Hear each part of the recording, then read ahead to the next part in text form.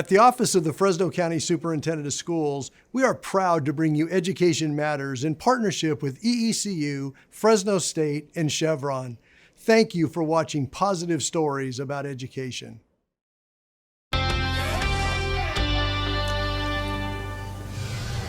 Governor Newsom proposing $7 billion for broadband infrastructure. The funding could help connect thousands of homes that are without reliable internet. In tonight's Education Matters, Juanita Stevenson reports the funding can't come soon enough for students who depend on internet services. Western Fresno County is what you call an internet desert, an area where there is no or very limited access to the internet. Not having that connection came into sharp focus when schools had to switch to remote learning. They all went online that very first day to do the distance education. What happened? On that morning here in Coalinga, the internet broke.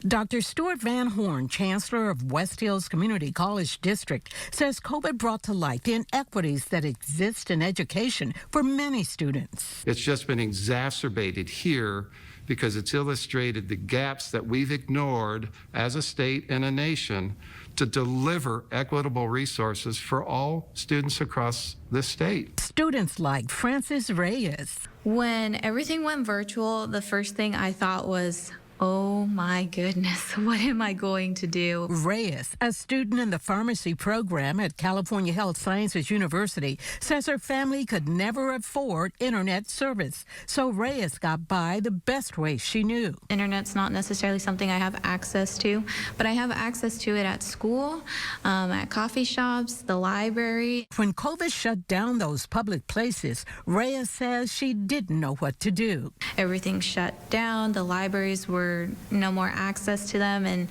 so I kind of panicked. I panicked a little bit. Students were left scrambling, trying to find an internet solution. Veronica Mendes-Garcia is a student at Fresno Pacific University. She's also a farm worker, rising at 3 a.m. to get to work.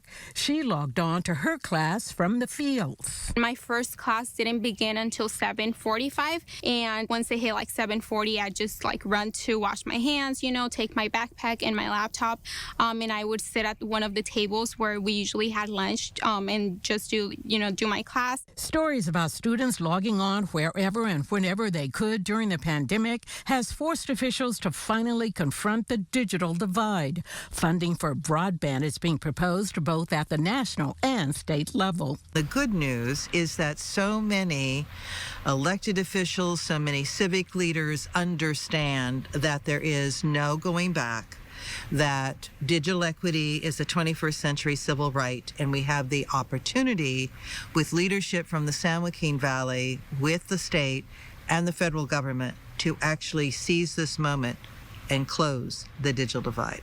For Education Matters, I'm Juanita Stevenson, KC24, local news that matters.